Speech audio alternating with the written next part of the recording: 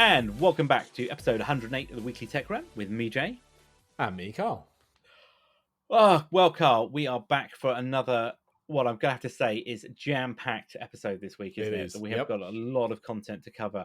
And, I think, snappily titled as I was writing the show notes and getting stuff ready, I've aptly named this week as it's time for acquisitions, deals, crashes, detection, leaks, awful worlds, VR, and console upgrades.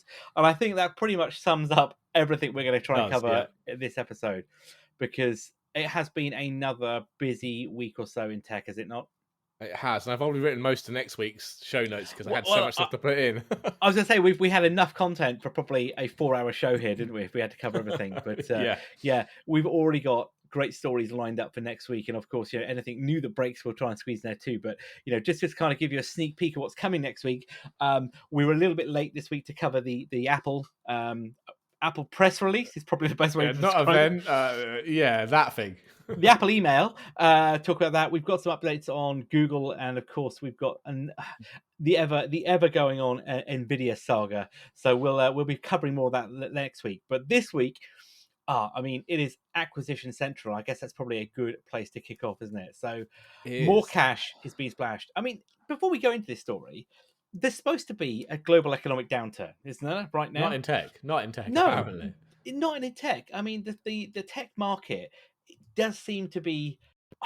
I mean, there are a lot of dips, in some of the tech stocks, but when you look at across the board, there are still good performance across the market. There are still a decline in some areas, but you're still seeing Apple, for example, still $2.3 trillion market cap, still publishing high. We're not seeing what you'd kind of say was a huge recession at this stage, would you, in the tech industry? No, not at apart from, but I should be fair to say there are still layoffs going on. I mean, Microsoft only announced the other day, didn't they, that they were laying off a few percentage of their employees globally as they saw a slowdown. But that's not the same as companies going under left, right, is it really? But no, not at all. But from an acquisition standpoint, there's money, and there's money in private equity, isn't there? So Thoma Bravo company, Thoma Bravo, they like themselves some identity. I mean, they've just bought another. So they've just bought ForgeRock, haven't they? Which is another identity company, 2.3 billion. But it was only back in August they bought SailPoint for 2.8 billion. Yeah. In April that they it was Ping in August, and then SailPoint for 6.9 billion back in April. So they've spent the best part of 12 billion so far on identity. Do you get the impression they're building up to something here? yeah, I think so. I think that was kind of what I think a lot of the press was getting at, wasn't it? Was what is going on here, because this isn't a acquisition here a few years later, picking up another company to fill a gap. This is a shopping trip, isn't it? I mean, it is. This is, as you say, SailPoint, Ping, now ForgeRock, excuse me. This is a targeted list of companies that are all performing very well, have got very strong product sets and solutions. That this looks like a combination play, coming in to do that. I wonder whether anybody's next. Is this shopping list finished, or is this just? And what are they going to do? Are they going to carry on running as separate companies? Are they going to merge them and make one mega identity company? Well, that's. I guess that's the question, isn't it? Or is it going to be one of these like other equity awards where they put it all under a single umbrella now? So you'll have the ForgeRock, you'll have the Ping, but they'll all be a bit like the Broadcom VMware acquisition. Yeah. Will they be wrapped in to this new super organization? They said, let's be very clear that the spokesperson for Thoma Bravo, when questioned on it, didn't give anything away, did they? They didn't state anything. They didn't. No, not really. But the market seemed to react nicely, didn't they? I mean, I think the 2.3 billion. So that they basically paid $23.25 per share, which was like a 53% premium over the closing on the 10th of October. But just that announcements made stocks in ForgeRock jump 50%. Wow. Oh, to be a ForgeRock investor, that's all I can say. Oh yeah, exactly. If you had some of those shares, it's payoff time. Yeah, I mean, just to be clear though, again, like every other deal under the sun, regulatory oversight is due. This probably won't get signed off until I think they're saying first half of next year. But I can't see how this is going to have any play on a antitrust measure or competitive angle, given the size of them.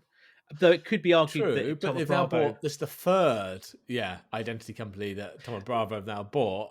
Is that reducing the market enough that it could be anti-competitive? But then Thoma Bravo would have to demonstrate why they've done it, wouldn't they? Yep. If it is a consolidation play, then that's going to have to come out in the filings. If it gets that far, if something actually starts looking into it, I don't know. But I don't know. So I mean, when I was looking at Thoma Bravo, so they have around $120 billion of assets under their control. Okay. And so that's over. Apparently, they've been around for about 40 odd years, give or take. Wow. So okay. $122 billion in assets that they manage right now, and as we unsurprisingly focuses technology companies. Yeah. But their view is long term, so they buy and build. That's what according to their standard. Their statement on their website is buy and build strategy, and now they say that the firms that they've invested or acquired have around a representation of over $220 $220 billion of value. So clearly they're successful in what they do here, but I just there's something in my mind is like there's something bigger going on here. There's a bigger play has to be happening here. But congratulations to the ForgeRock team anyway. Great work, validation of your product and of obviously your company, and I hope this is a great investment for you. We will be watching as everybody else will. Indeed. So talking of private equity firms who like tech, so next up, Vista Equity. They have a huge portfolio of tech companies as well. So they have just splashed 4.6 billion on a company called Know4. Okay. So if you've not heard of those guys, they do kind of security awareness training and simulated phishing attacks. So they have a platform for doing that. I think I've used their products before. Seem very, very slick. So 4.6 billion in cash. Again, $24.90 a share, which is a 44% premium over the closing price back in September. So nice buyout. It's a very nice buyout, and I think security awareness training has become really a hot topic in the last couple of years, isn't it? There are a lot of companies constantly wanting to train their employees. Around phishing typically is one of the things. Social engineering is the thing. And it's gone of the days of let's sit down and watch this PowerPoint presentation and video. You say that. I've done one of those videos just recently. But what you end up with now is more of the kind of the emails, isn't it, where it looks genuine, throughout the year they'll send out emails, obviously internally phishing ones, but aren't malicious actors, but to try and catch you out. And of course, if you fail that, you're back on a course again. Yeah, and your manager gets a lovely email. And I know Know4 do a little bit more around that. They do a lot of trainings. They run sessions. They have software they can help with that. And of course, as you say, they've got a bit of a celebrity, haven't they, with them? Yep.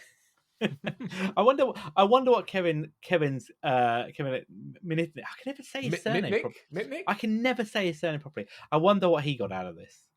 Surely he had to be an investor. Golden payoff, sure. Gotta be, isn't he? Because he was. I hate to say the word, but he was pimped out left, right, and center at most events. I'd seen him at RSA several times.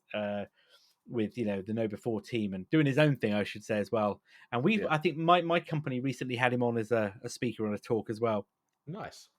But he was. I think they're just a pin-up celebrity that they could use to pimp out because of social engineering aspect of what he's so famous for, isn't it? And the security side of it. I mean, for a man that.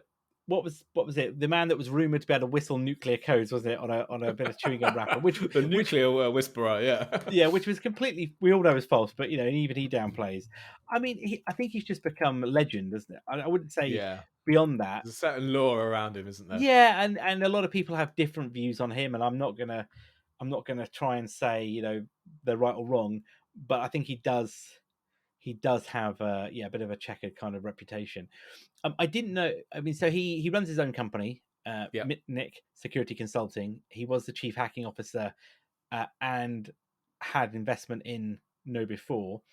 But he also, I don't know if you knew this, he's an advisory board member at Imperium as well.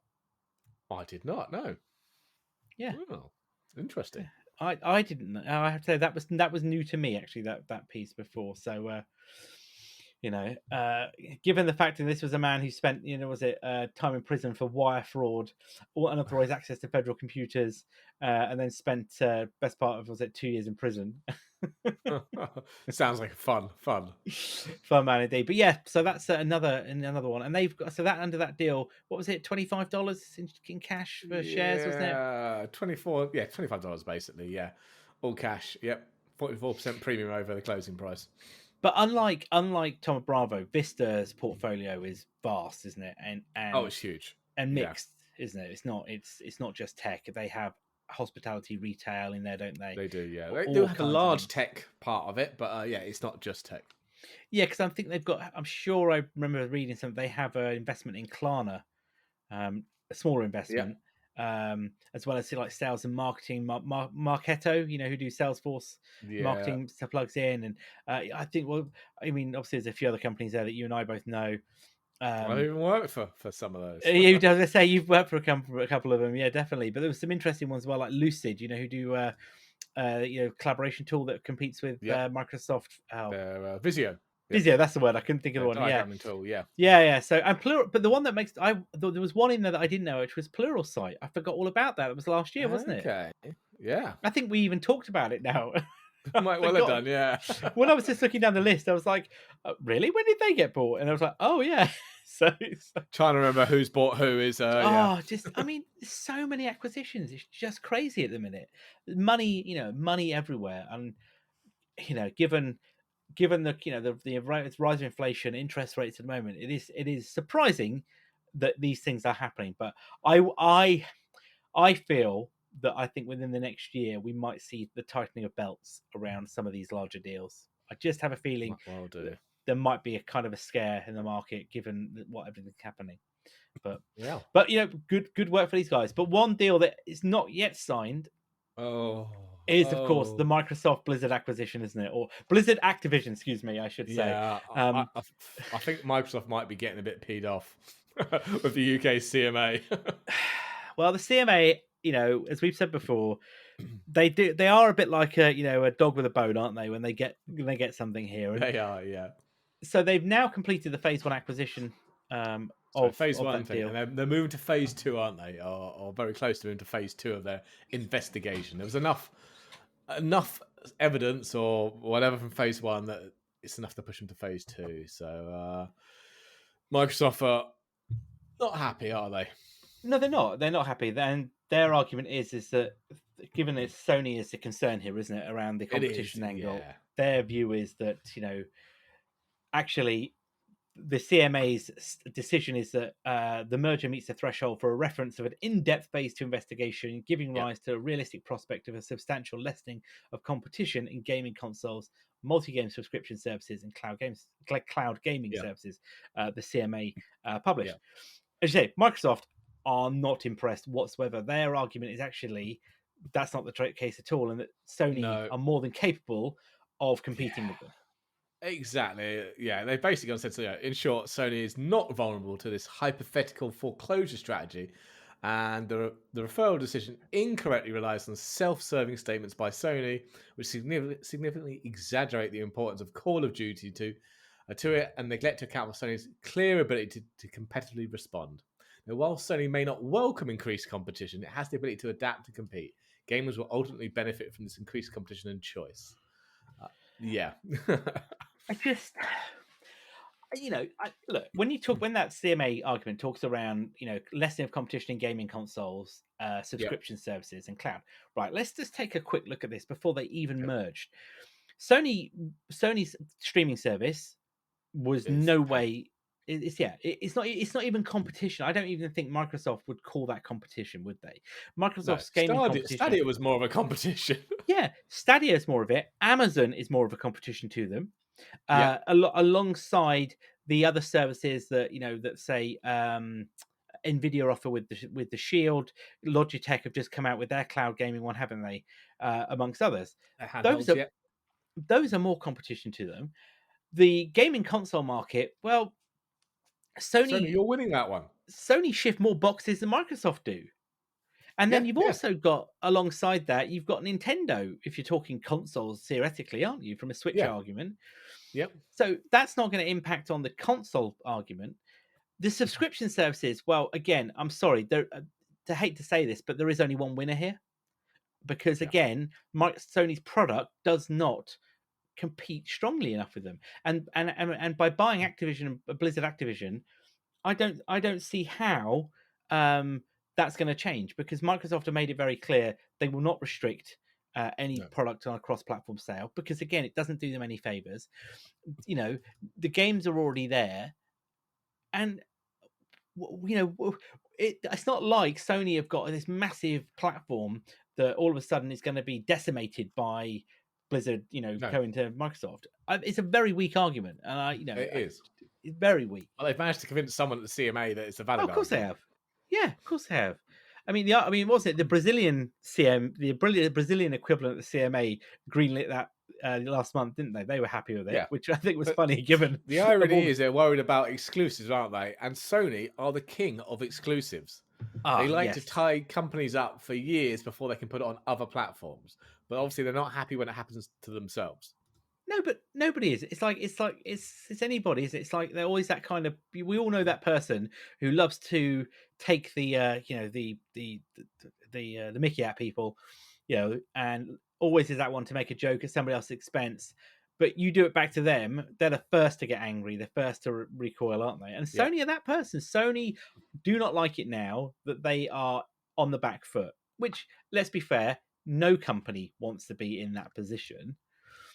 But they've only got themselves to blame. Well, yeah, exactly. Sony aren't invested in game streaming because they can't see themselves making money out of it. They've already said that one. So it's not the way we want to operate our stuff, because we won't make as much margins out of it. No. So then don't. What's the competition angle? You don't want to compete in that, so don't. Well, what was that piece that Microsoft said in their statement around Call of Duty? Was basically saying that the whole of Sony's argument exaggerating the importance of Call of Duty. Yeah. Basically, Sony were pinning the whole of their argument on one game, or one franchise, I should say, shouldn't Yeah. Which, let's be honest, if that's what you're doing, then there's a bigger problem here that isn't anything to do with Microsoft as your competition. Because if that's the only game they're playing on your platform, you've got bigger problems. Yeah. And why haven't you bought them before? Point in question. The point is, you can't afford to. That's the difference, isn't it? Oh, okay. Oh, that's it. Yeah. But that's it. Sony, I think it's a very weak argument from Sony here. Look, I'm not suggesting that Microsoft is, the all savior of gaming and it's going to be brilliant, because I don't think necessarily that might be the case. But what I see here is not a really strong, compelling argument from Sony to come back and fight. This isn't like the the whole Apple Epic argument, where to a degree Epic had some points, didn't they? It's just the way they were going about it. And that, this is a completely different point. Sony are very much in a weak position here, and they're trying to lash out. And by doing so, they've obviously got a very good legal team that is providing strong arguments that the CMA are picking up on. But where's Nintendo in this? I've not heard anything from Nintendo. Yeah, but Nintendo don't care. I say nothing. Nintendo don't care about it. It's fine, because okay. So Nintendo are happy with it. I personally, I think that Nintendo probably don't, again, have a dog in the fight here, do they? Because they are making plenty of money on their console business. They are, yeah. And don't forget, the hardware they're shipping, they are making a profit on that hardware. Nintendo's a very closed ecosystem, isn't it? In some respects, the Switch is they finally cornered their place with the Switch. All of the issues they wanted to get with the Wii and all that, they've moved away from. They've got a very solid product line with the Switch. You've got a core set of people that love Nintendo games, the whole Mario environment, Splatoon, all those kind of stuff is a very core market, isn't it? And perhaps also, I think it'd be fair to say, a younger market in some areas maybe as well, because of the games that they offer. Yeah, definitely. And again, though you can do online gaming with it, this isn't like, again, the cloud gaming angle that that Game Pass or Sony's equivalent offer, is it? In that sense, no. So no. I don't think Nintendo perhaps are necessarily as concerned because they're not going to be impacted by this.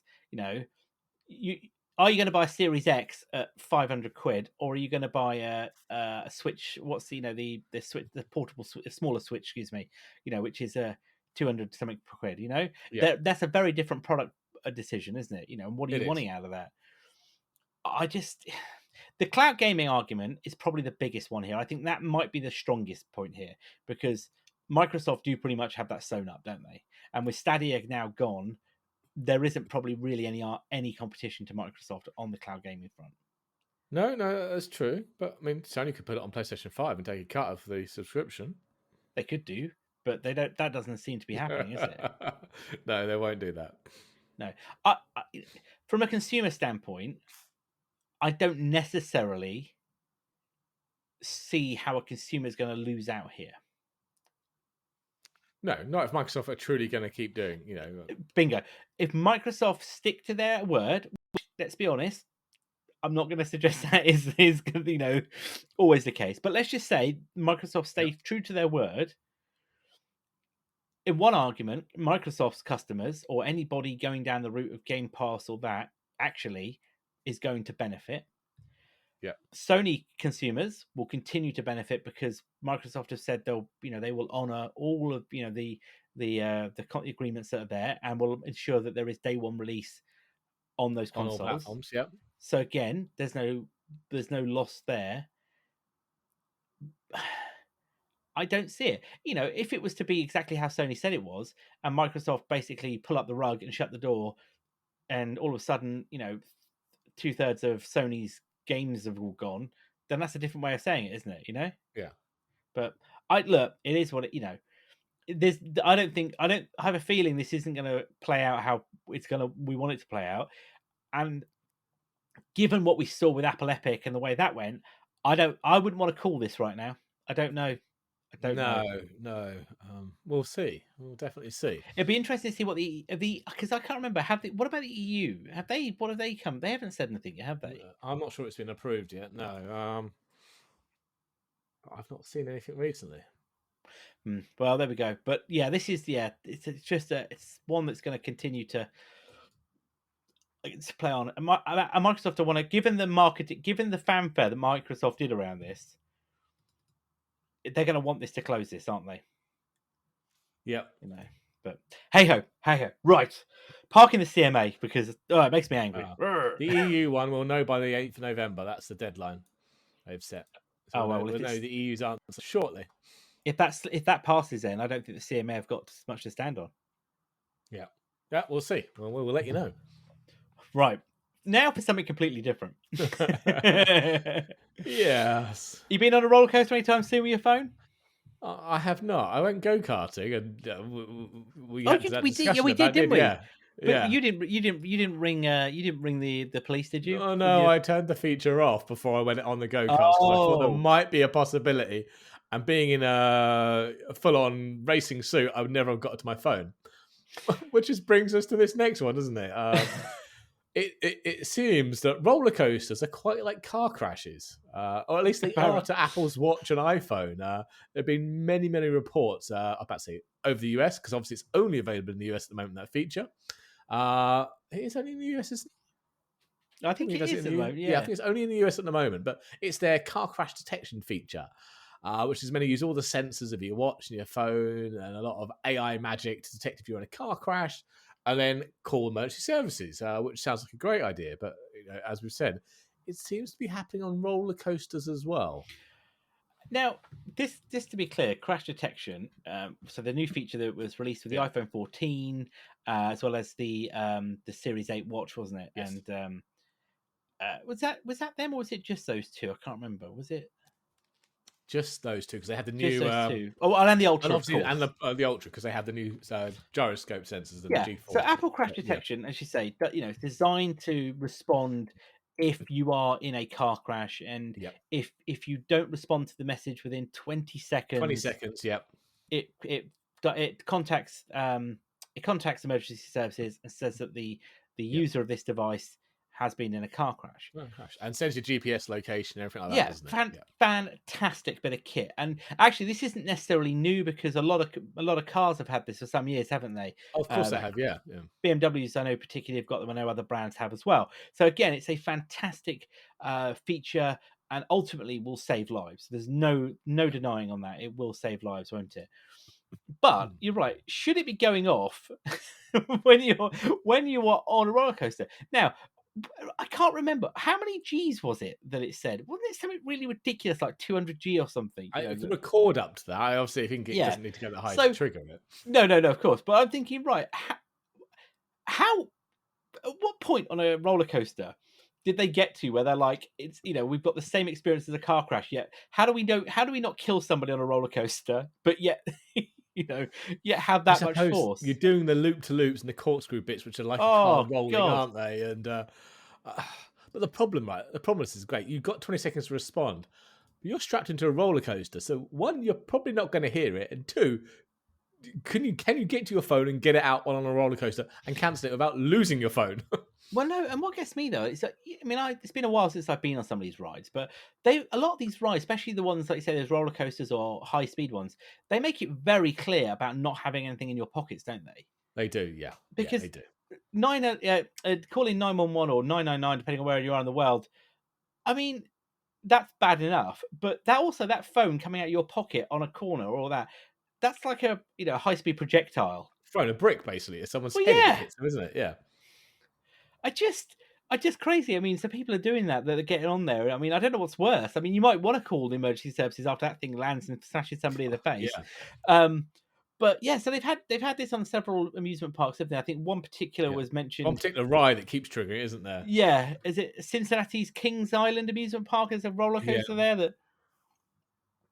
Well, as I think so, the police dispatch released some recordings, didn't they, of the 911 calls?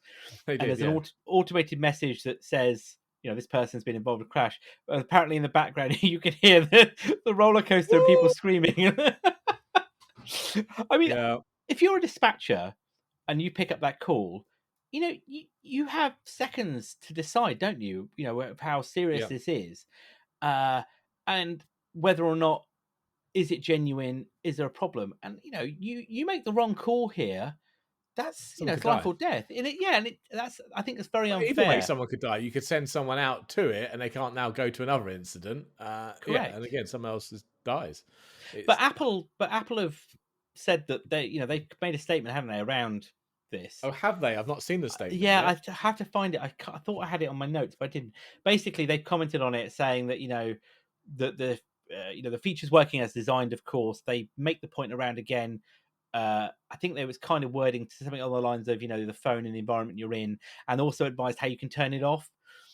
So there are workarounds of things, putting a plane in airplane mode or how to disable it if you are in a vehicle to do that. So they kind of were more the angle of, look, this is how you can mitigate it. But I think their argument was that no, it's doing what it says. There isn't, because it has worked. It has worked. Yeah. There have been people that have, the calls have done that. But it's these things are going to happen. It's like every new bit of tech, isn't it? It's going to happen. I mean, you've got to watch, and I've got to watch. How many times have you, I don't know, been doing something? Maybe you've hit your hand against something, or I was doing some DIY the other day, and I had a hammer and I was hammering something, and my watch went, "Oh, looks like you've had a hard fall. Do you wish me to call the emergency service?" I've never had the hard fall one, actually. I've not had that one. Is it available on the Watch Series 4? Maybe it's not available. Maybe it's not on the Watch 4 then. But I had it on the 6 as well. I was doing something, and I kind of was just like, hammering some nails into a bit of wood, and it kind of was like, you've fallen over. Quick! I'll call the ambulance. But no, stop! I'm all right. But I know. Look, I'd like to think one day, if I needed it, it worked. Yeah, definitely. That's the key there. But there you go. Yeah, definitely.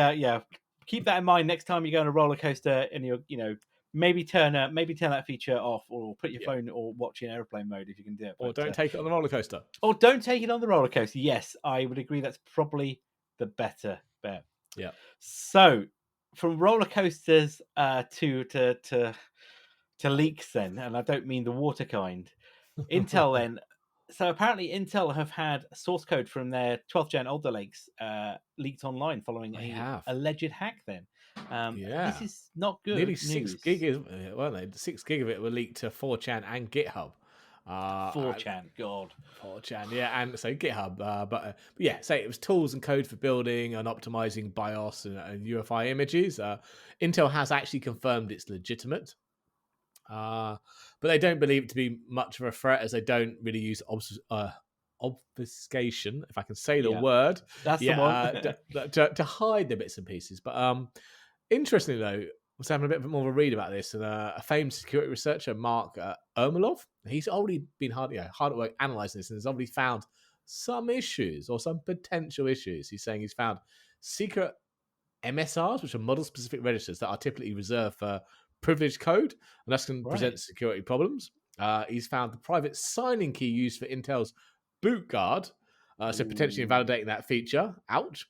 And also signs of ACMs, which are authenticated code modules, and they're apparently used for boot guard and the trusted execution technology. So it could be a sign of severe potential future issues with the root of trust. I mean, they sound pretty bad to me. And I'm not a security engineer, but they sound bad. Yes. I don't think there's any other way. I was trying to think of a better statement there, but no, I can't. There is no other way of this is not good. The fact that Intel have come out and I think provided verification on it, that's good, because at least then we've got some integrity happening there. But I think where's the question is back up a minute. So how did it get there? I think we don't know that yet, but Intel would like to know they do have a bug bounty program. So if you look at this stolen source code and find issues, please submit it to their bug bounty program. How does that? And they'll pay you. I mean, hang on a minute, stop, backing up. So we're going to look at this stolen material, and then we're going to find a problem with it, and then we're going to go back to the vendor and say, we've been looking at stuff that was nicked from you, that we probably shouldn't have seen, but we did it anyway. Oh, and by the way, here's a vulnerability, and now you're going to pay GitHub. us. It's available to everyone now. Yeah, so. There's just some irony there, is there not? Come on. There is, but you might as well spin this and try and get some good out of it, I suppose. Yeah, I guess you should. I guess you've got to kind of take what you can get out of it, isn't it? But I don't know. 2 point. So what was it? 2.8 gig compressed around close to 6, or you said, wasn't it? 5.8, 6 gig uncompressed of code. It's a fair amount of lines of code. That's a lot of it's a lot of code. So then, how long were we putting on before there are exploits in the wild? Then don't know. And if it's affecting BIOS and UEFI, if this is malware and it gets into that, it's going to be pretty much impossible to detect.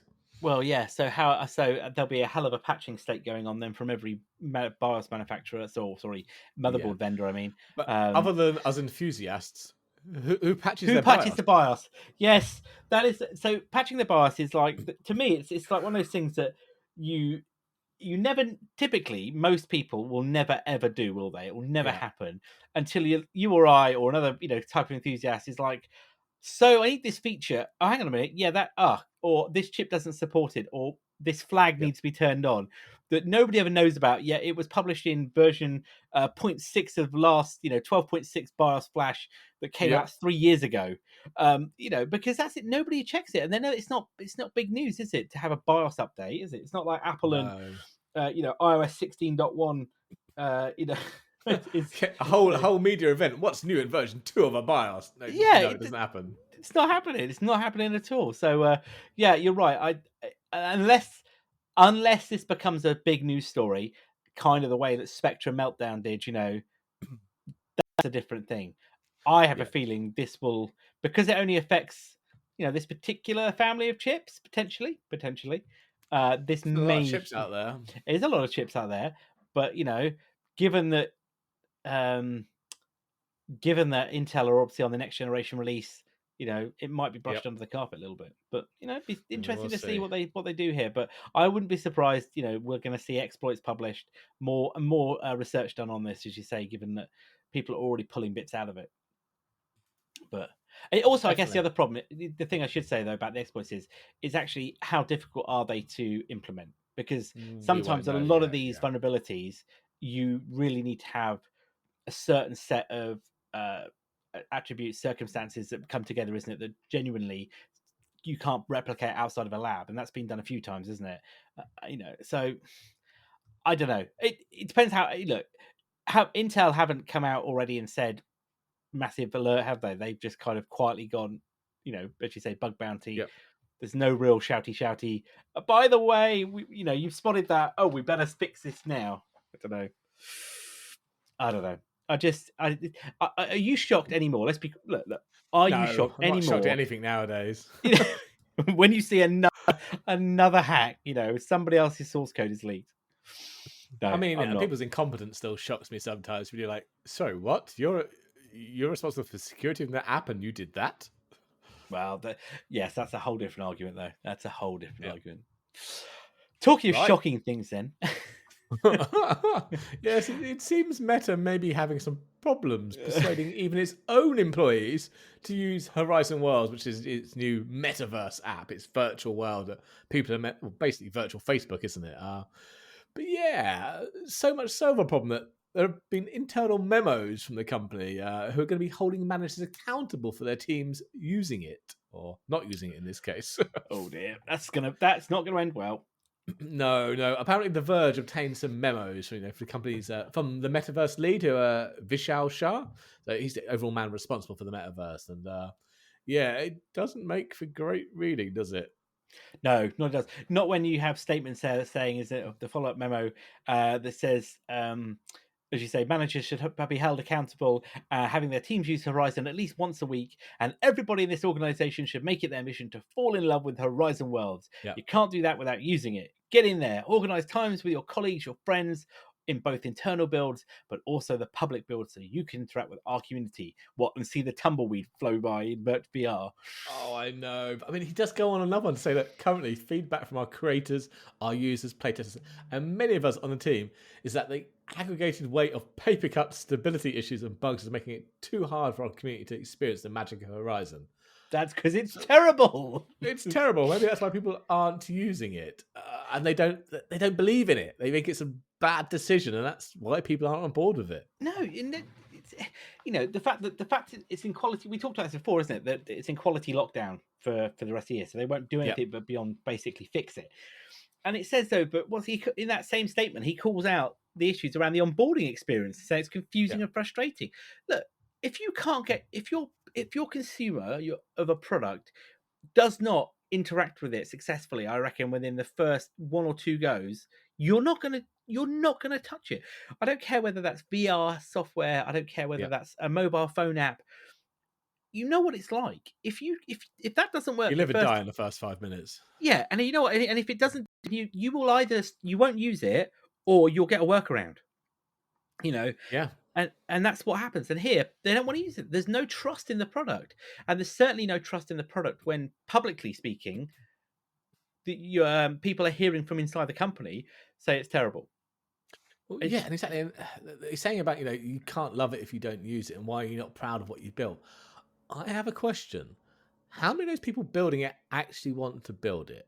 I reckon a lot of these guys are from Oculus and the acquisition. And they weren't up for building a metaverse, basically a virtual Facebook. Well, that's just not what they signed on for. So no wonder that they're building it but not wanting to spend any time because they don't believe in it. They don't love it. It's not what they want to do. No, they don't believe in it. They wanted to build compelling VR hardware and an ecosystem around that, not a metaverse, an ecosystem.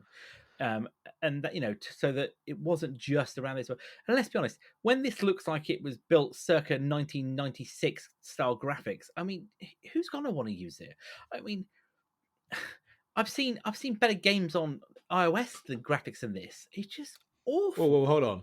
They've got legs now, or they will have legs. Oh, soon. Don't. It's just. I mean, is that not going to convince you to have another look? Now you might have some legs. You should just torch it and walk away. Or is that just too harsh? Is that just too harsh? No, I think that's a fair assessment. But good news though, people. If you are interested, they've bought some new headsets out for you. They have. Yes, they have. It's a stunning looking piece of kit. I won't lie. It is. It is. But are you sitting down? Okay. I am. Let's just get the price out of the way first. Okay. So you can currently go out and buy a Quest 2 for around $400. If you want a Quest Pro, you're looking at $1,500. There's a little bit of a jump. In for a minute. I know it's a Pro headset, but that is a jump. I mean, but okay, let's have a look at what you get for your extra $1,100. So you get a newer CPU. You get the XR2 Plus rather than the XR2, which apparently Meta are claiming are 50% more powerful. It's 50% more powerful than, say, the XR2 and the Quest 2. You get 12 gig of RAM instead of 6. Okay. You only get one storage option, so 256. You don't get a 128 like you do on the Quest 2. Apparently, you get 2 LCD screens, because I think the Quest 2 is just a single one across. So you split into 2. Each one gives you 1800 by 1920 per eye, which is about the same resolution as the Quest 2. But Meta are saying that the panel will actually give you a 75% more contrast and 10% more pixels per degree of sight. Okay. Obviously, it looks good. You've got the brand new redesigned body, haven't you? It does look very, very nice. They're using is it pancake lenses rather than Fresnel ones. So it's a lot flatter on the front. It does look very, very good. I have to say, I think, forget who makes it for a second and all the other rubbish. It is a stunning evolution of VR hardware. It really is, isn't it? I mean, if you think those early VR headsets, which, let's be honest, the Quest 2 still kind of echoes, doesn't it? It does. I've got a CV1 and a Quest 2, and yeah, design-wise, there's not much difference in it. No, but the Quest Pro is is what you'd expect of evolution, isn't it? That thinner design, the pancake lenses, as you say, just really, really sets it off. And I mean, and also some other improvements, like the charging docks, isn't it? That comes with those. It's got the face cam. It's got the cameras. The cameras. That's right. The cameras. Yeah. Apparently, there's inward-facing cameras for eye and face tracking, and obviously the Quest 2 has external cameras that allow you to do pass-through, but it's not great quality and it's black and white. So the new ones are high resolution and they're color. So you'll be able to use that for pass-through to see where you're walking around in real life, but also for mixed reality apps. Look, I mean, this, if we look at it from a hardware perspective only, this is a new benchmark, and I imagine the experience is far more compelling than the previous iterations. Definitely. But is this trying to compete in VR, or is it AR, aka HoloLens world? It's still going to be very much VR, I'm sure, because that's where they've come from. That's what people expect. Yeah, I think they want to get into AR, definitely, but will they be successful? I don't know. Is it too early for that yet? Well, Microsoft seem to have got that owned up at the moment, haven't they? They have from a business point of view, haven't they? Not from a consumer that's very clear. View, but mind you, this isn't consumer pricing, so yeah. No, but unless you got deep pockets, just yeah. I've got the Quest. You've got the Rift S, haven't you? The Rift. Sorry, excuse me. Sorry, the Rift S. Sorry, too many Quests in this statement. Yeah, so the Rift S. It's not a bad headset. I like it. Definitely for improvement on it. It's got I've got the pass-through cameras on it as well. The black and white ones. Oh, okay, yeah. But which is not great. It's just used for kind of when you're setting up and you can see around you. Certainly no AR capability on that. No. I just I think it's for VR. You've got to have more of immersive. So I think the lenses for the key thing with all these headsets is the lenses, isn't it? And the peripheral vision edges of I'd where like you are. To see improvements in that field of view. That's it, and that's what makes it a more immersive experience than whether or not you've got wireless charging on the controllers or you've got better speakers on your headset. It's about the field of vision. It's about that immersiveness, and that's what this has to do, isn't it? And I don't think the field of view is much more than a Quest 2. It's not much, is it? I think it's just an improved screen size on it. Yeah, I mean, the resolution isn't much bigger either. It's about the same. I think they're better panels by the sound of it. It's better contrast. You're basically getting better quality, aren't you? Yeah, you get a better quality panel, but not necessarily a bigger field of view, which is, I think, would really help with the immersion, because you can still tell you're basically looking to a black box, can't you, when you're playing the Rift S or the Quest 2. I did read it. There was an option. The options that came in apparently was optional face masks. What the hell's that all about? Okay, so this is because basically it's not blocking all the light around the edges, because it's potentially you can use it for AR as I'm well. with So you have to put the shield on it to basically make it look like a Quest 2 or a Rift S, where it completely blocks your vision and makes it a true VR headset. Do you know, now it makes more sense. You know, you read something, you're like, I don't quite understand what they're trying. You know, no, that makes perfect sense now. No, that's easy. Okay, thank you for that. Because I was like, face mask. I'm like, what the hell is that for? I'm like, well, but if you are interested, it's available for pre-order now. It's apparently being released on the 25th, so that's what, next week. Yes, It's it is out for Tuesday. available if you've got $1,500 burning a hole in your pocket. So alongside this new headset, then their little question, they also dropped some new games, didn't they? The studios that they mentioned, the studios they bought. Yeah. So what have we got there then? We've got Iron Man 2. Oh, sorry, Iron Man VR. Sorry, not Iron Man 2. Iron Man VR came out as a PlayStation exclusive, Sony. And apparently that's now coming to the Meta Quest on November the 3rd. We've got Among Us, a VR version, arriving November the 10th. And then we've got a new one called Behemoth, which is from the team behind The Walking Dead, Saints and Sinners, from Skydance Interactive, the studio. So it's a new survival game that's coming in 2023. But the one for me, I might actually use this. It's Microsoft made an announcement that xCloud game streaming is also coming to Quest. Sorry? Yep, so you'll be able to load up the Xbox app, because it's Android, isn't it? You'll load that up and you'll be able to stream Forza and all that kind of stuff. Obviously, it's not going to be a VR immersion thing, but it'd be like watching it on a giant cinema screen. I'm puzzled. I was just like, I can't believe you just said that. I was like, my God. I mean, okay, that is actually somewhat compelling. Yeah, I'm looking forward to giving that one a go. I'm not necessarily saying that. Yeah, given that VR works quite fine with those games anyway, natively on the PC. But I see what you're saying though from the Android. But if I could stream that from my actual local Xbox or from my PC as well, I'd have a lot better experience. I'm quite into that. I'd be interested in that one. Well, yeah, I'm not sure. Yeah, do you know what? I'll definitely give it a go. But there wasn't there also another Microsoft announcement, wasn't there? They also mentioned around Microsoft are partnering Meta to give you access to Teams, and also from a business point of view, the Microsoft 365 cloud PC, wasn't it? You can access yes in VR, so you can have a VR PC. And if you're dropping that $1,500 pounds pesos for your Quest Pro and doing it in business, well, now you can manage it in Microsoft Intune. Oh, can you really? I must have missed these ones. I vaguely saw them, but obviously didn't pay attention to them. Intune and Azure Active Directory integration for Quest devices. So that's only the Quest Pro and Quest 2 at the moment. So, of course, that is, just to be clear, that is Intune. Just so for any of us that work or have anything to do with the endpoint business, that is no longer Microsoft Endpoint Manager. It is back to Microsoft Intune. Just to try to. Did anyone ever call it Endpoint Manager? I mean, I didn't. I just called it Intune again. I think those were kind of interesting to see that. Oh, and there were some other bits, wasn't there? Yeah. Yeah, they bought 3 game studios as well. Oh, that was announced. Sorry. Alongside that, yes. They named them, didn't they? It was one of them had a weird Camouflage, but with a J on the end.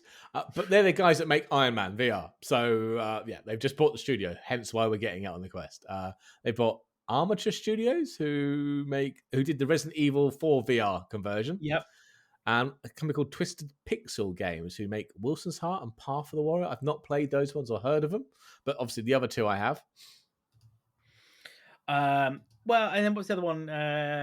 Twisted Pixel, I've heard of them before, definitely. But the Camouflage, definitely not. The name just made me smile. I was like, oh God, it's like that thing about putting R on the end of everything, isn't it, at the moment? Yep. But no, look, if it wasn't Meta, I would say, oh, this is a really interesting announcement. I'm really pleased. But outside of the Game Pass piece and the Microsoft capabilities, I just am not finding it compelling. I really don't. No. I have no interest whatsoever in that Quest. If they bought that Quest Pro out at $600, as I'm still a premium over the Quest 2, but $600, I'd be like, oh, okay, you've piqued my interest now. I might give that a go, but $1,500 is too much for me. Yeah, it's just. And given that you and I both want to upgrade our headsets to a slightly better model, in the near future, for me, I think we obviously we both have this same somewhat upset around the whole Facebook/Meta accounts and all that stuff. For me, I think moving away to Index or either the Index or the Vive or even the Reverb, the Pico stuff is looking quite good as even well. the Pico stuff again, although it's owned by ByteDance, is it? Yeah, that's the no one. TikTok. Yeah, ByteDance own TikTok, don't they? Is that the one? Yeah. So that's owned by them. Yeah. But you don't need an account or anything like that on it. But I think I'm waiting for the reviews of their new Pico 4, which is a competitor to the Quest 2. So, but it's got, I think it's got the pancake lenses as well. So I'm interested to see what that looks like. Well, I guess it's it'd be interesting to see. It might be good to get some reviews of that, see if they're about and have a look at them. Yeah, I'll have to have a look for that one. Right then, I suggest it's time for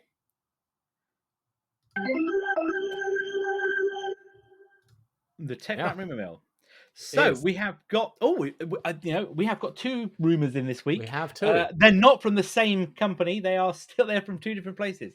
But talking of gaming, then come on, let's have a chat about this one. So yeah, I wasn't expecting this really. So according to Tez2, and we'll come back to who he is in a minute, or she or they, he's announced or let loose that most AAA studios should have received the dev kits for midlife console upgrades, or should receive them by the start of the new year at the latest.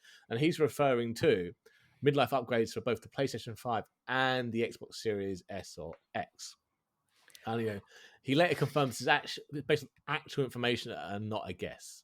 But so I think we were talking about this in the run up, weren't we, to the show recording, and we're like, normally you get a midlife upgrade of a console, don't you? So we got normally. I mean, last generation were the only ones we did it. We got the PS4 Pro, didn't we? And the I disagree. X. I disagree. Go back to the PlayStations because you got the PS2 Slim, but you got the PS3. They were the same the same processing power, I should say. You got a refresh, but it was a refresh of the console in terms of they increased the sales on it. There was stuff.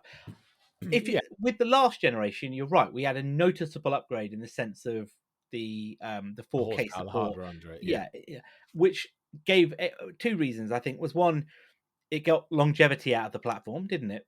Before it did, this generation, and you were able to support better games. But this seems very early because considering how long have we had our Xboxes for now? A year? No, 2 years. 2, is it now? Maybe 2 years. Do you know what? I can't remember. That's terrible, isn't it? I just, it came out 10th of November 2020, and I think I had mine on day of release. So yeah, so nice. Oh my god, we've had them 2 years. It doesn't seem like 2 years, does it? It doesn't. But that's still, I don't know. Maybe I'm just lost track of time. But that just doesn't seem very long. Before I might have expected around 4-year mark. But I suppose if they're saying it's been 2 years already, we're starting to send out the dev kits, it's probably still going to be at least a year before we actually get an updated one. I don't know.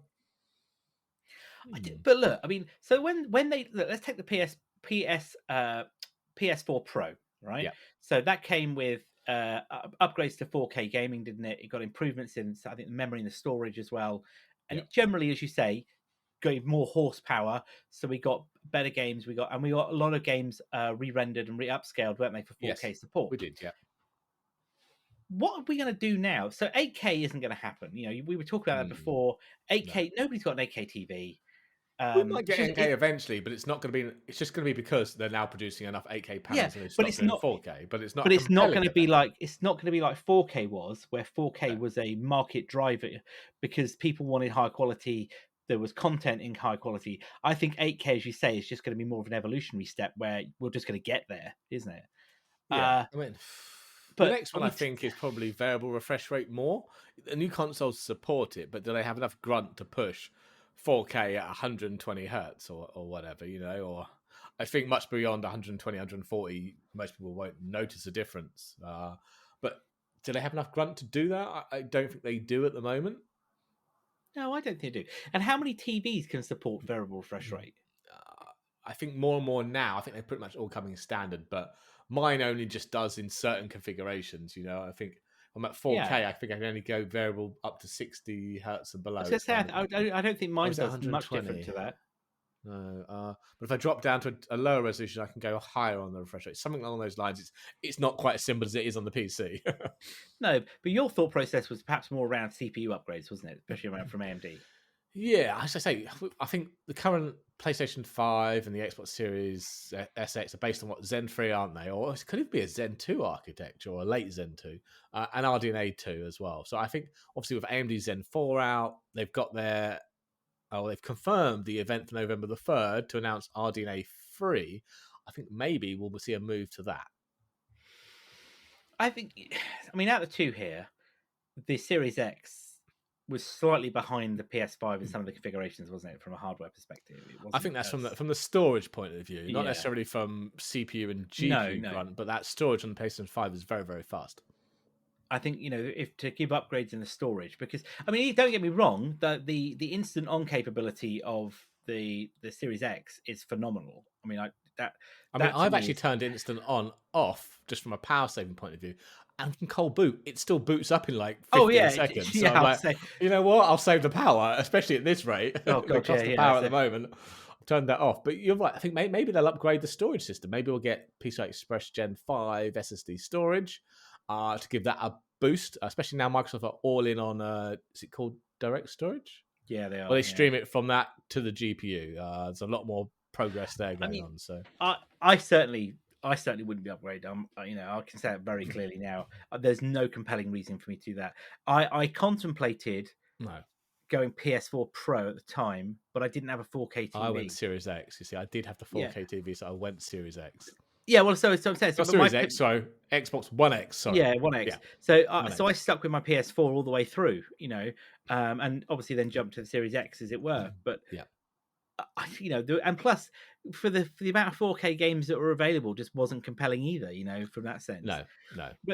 But interestingly though, the guy who these rumors come from, isn't it? Is the GTA leaker, wasn't it? The guy. Yeah, so he leaked out that they basically canned the Red Dead Redemption and the GTA 4 remasters after the tragic reception of GTA Trilogy 1, didn't they? Yeah, but I don't get that, because the GTA Trilogy were older games that weren't. They were not graphically.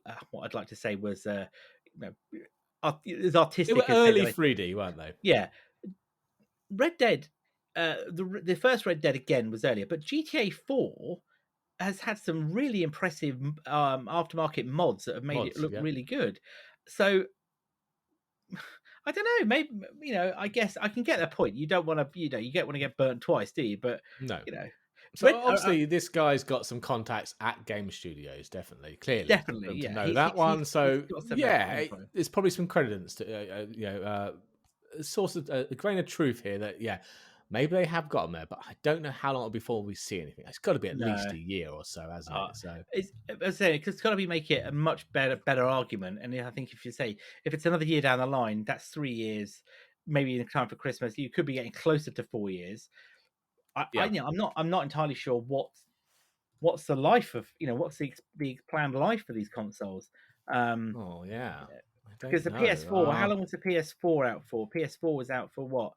The Xbox One came out in 2013, and we got the one in 2020. So that's 7-year life. So 3.5 years, it's a half life, definitely.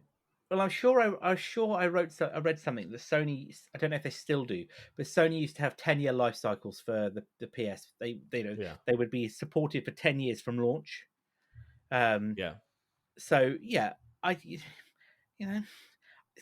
there's definitely got to be a lot longer lifespan in these. Well, just look at numbers. So the original, just talking Xbox, the Xbox One came out 22nd of November 2013. Okay, the One X, the midlife refresh, came out June 2017. So 3.5, 4 years in between there. Okay, yeah.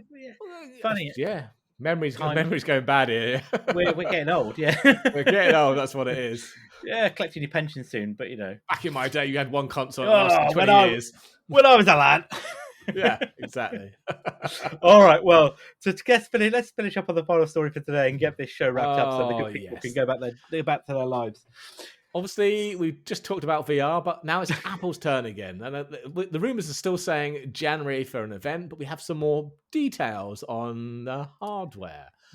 Okay, so apparently it's going to have a lot of cameras in it. Okay, so it's going to have a lot. It's going to have one for iris scanning, so you can use it to unlock your headset. It's basically Face ID or Touch ID, but with your iris, and you can use that, say, unlock the headset and make payments with Apple Pay. It's also going to have 2 downwards-facing cameras to track your legs. So none of this made-up virtual legs like Meta are doing. These will be your real legs. Real legs. Your real legs, but virtualized. You know what I mean. But apparently, it's going to have 14 cameras in total. So using for pass-through, positional tracking, eye tracking, face tracking, obviously hand tracking, body and leg tracking. Apparently, this has caused some headaches for the hardware and the algorithm engineers. And this is a new one I hadn't heard of. One reported feature is the headset is going to have a screen on the front to let others in the room see your upper face and eyes. So I'm assuming it's going to use those internal cameras to then display that on the external bits so they can see when you're looking. It's going to be weird. But imagine if it's googly eyes, like cartoon googly eyes. Yeah, I wonder if you can then bring in the Animoji into that. Make something like a shark or a cow or whatever it is. But apparently this has also caused problems with the camera pass-through technology. It just made it more difficult. Now you've got a screen in the front. Yeah, sorry. Still on track for $3,000 though. So yeah, sorry. All I can see now is this high-end piece of Apple kit, and then I look at you, and you've just got Mickey Mouse style cartoon eyes staring at me through the screen. Yeah, it kind of takes the professionalism off, doesn't it? Yeah, it does, doesn't it? I want to see Tim Cook on the stage now demonstrating that. God, yeah, exactly. Someone hacked the feed. Oh no, I'm joking. Oh god, yeah. So, given the fact that Apple's latest hardware event was a non-starter and was just a press release, this clears the deck now for maybe no more events this year, and as you say, a big launch event come start next year. But there's still some announcements, though, isn't there? So we'll talk about the Apple stuff next week. We're talking about the Apple stuff next week. I wonder whether or not they'll. Given that CES obviously is early part of January, isn't it? I wonder whether or not Apple will either get this out the door before CES or just after. Could well be. They won't do it at CES. So no, they haven't. No, it's been. They don't do that. We know they don't do that. But no, not at all. It's whether or not how do they want to position it in the market. Whether they want to allow people to make their. I wonder actually whether Apple would prefer it though if the other competitors made their announcements or any updates at CES and then all of a sudden they drop. They just mic drop. Exactly.